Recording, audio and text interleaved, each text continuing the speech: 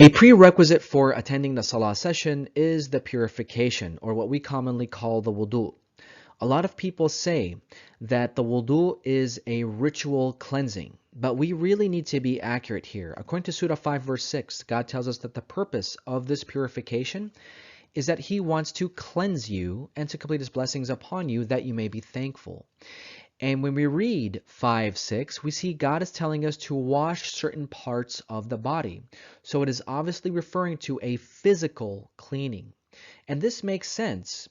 When we go to the Salah sessions with other people, we're going to be interacting with other people. We're going to be sitting next to other people. So God wants us to be clean and presentable around them. This is the idea behind 5:6. It's no different than going to a conference or going to some interview. You want to be clean and presentable around other people. So what I would like to do now is walk through 5:6 with you and share with you some key terms and share with you what I understand of those terms. God says, "O you who believe, when you get up to the Salah, then you shall wash your faces and your hands to the adjoining parts." This is the first step. Wash your faces and your hands to al-marafiq. Now note here the Arabic word al-marafiq. This word is often translated as elbows. However, this word is actually in the plural form, being three or more. So it's not just the elbows. Otherwise, God would have used the dual form, which is mirfaqain. But He says al-marafiq, which is plural. It's three or more. And I translated it as adjoining parts. What this teaches us, that there are adjoining parts of the face and adjoining parts of the hands. The adjoining parts of the face are your mouth, your nose, and your eyes and your ears.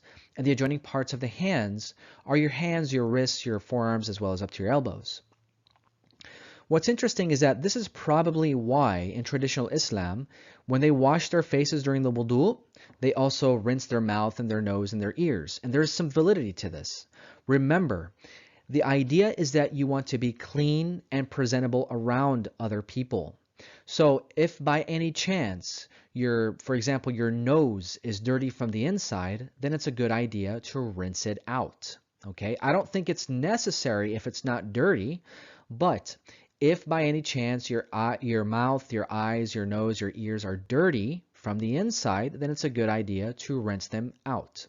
This is the first step. The second step is to wipe your heads and your legs to the two prominences. We wipe our heads and our legs, which start at the feet, to the two prominences. This refers to the two prominences of each foot. The two prominences of each foot are your ankle, your heel, and your ankle. So you want to make sure that you are wiping those areas. So these are the two steps, the two primary steps to the wudu. And note that these two steps we are cleaning the areas that are exposed to the public. So God wants us to clean those areas, again, to be clean and presentable around other people. Now, the remainder of the verse talks about conditional washing. God says, "And if you have been to the side, remote, then you shall purify." There are two key terms I want to point out here. God says, if you have been junuban. Now, what's interesting here is that junuban is often translated as sexual excrements, which is completely wrong. When we look up the word junuban in the Quran, we see it refers to a person who is on the side. He or she is remote. They are not attending, or they are not part of that thing. So, and this is even why the word junuban comes from the root janaba, which means to the side. And so God here is referring to a person, junuban. If a person is junuban, this means that this person has not attended the Salah session before, or has not attended in a while. They have been remote. If they have been remote, then they shall purify. فَطَّهَّرُوا. Now, purification here does not necessarily mean that they need to take a complete bath. It's basically you need to wash the areas that need to be addressed, even if that includes a complete bath. And I'm cross-referencing this with Surah 4, verse 43, which says, "Nor if remote, junuban, unless passing through, until you wash." فَاغْتَسِلُوا. So what's interesting here is that this teaches us that during the salah sessions, people from the outside would come, walk by and say, oh, what's going on here? They might just stay for a little bit and go. Or if they want to really attend, then they need to wash, okay, before they attend.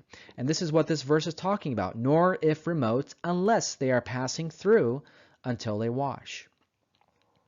Now, the remainder of the verse is also conditional washing. It says, if you are ill or traveling, or one of you have come from the sunken place, or you have sexually touched the women, and you cannot find water, then you shall aim for good soil from high. You shall wipe your faces and your hands with it. Now, note here, this is talking about a situation when there is no water. But if you are ill or traveling, and you found water, then the previous step needs to apply. Purify, fattaharu.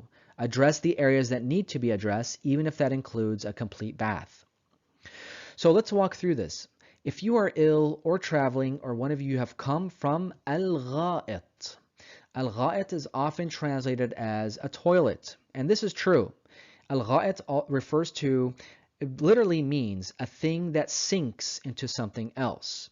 And that's obviously where they would basically have a ditch and they would relieve themselves.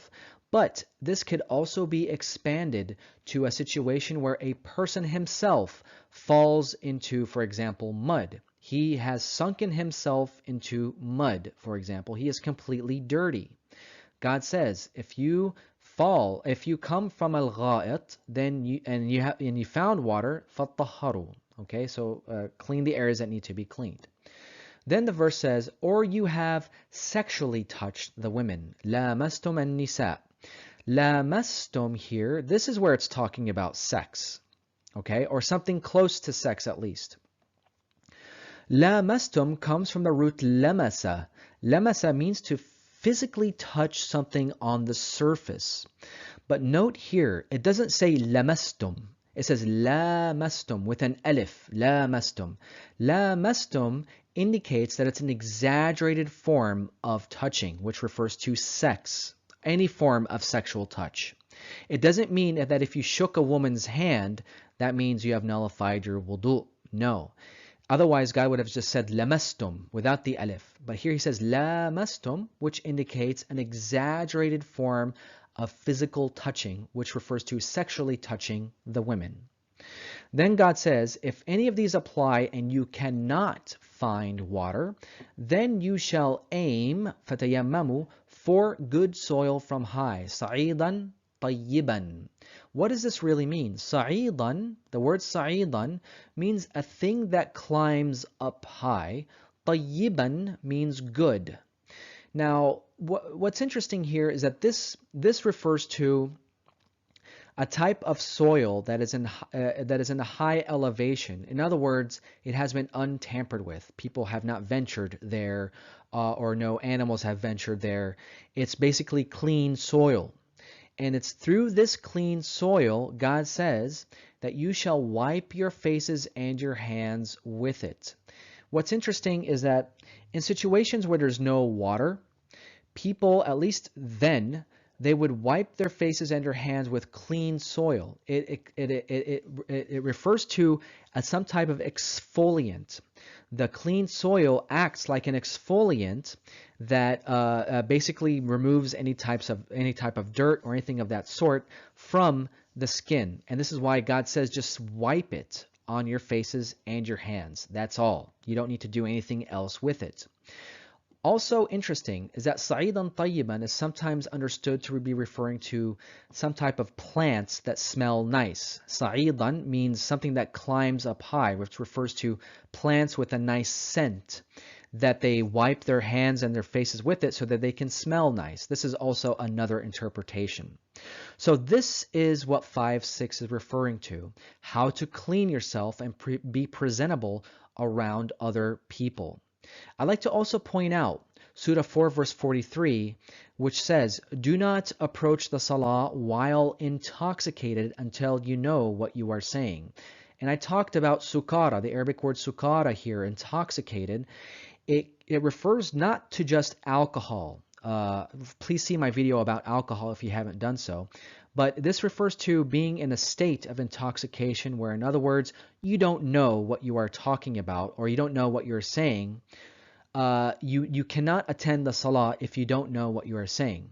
So God says, do not approach the salah while intoxicated until you know what you are saying. So the idea is that you need to understand or comprehend what is being talked about or what people are saying or what you are saying. So this is the idea of the wudu. It's not a ritual. It's referring to a physical cleaning. We need to be in a clear state of mind and also to be physically clean in the presence of other people.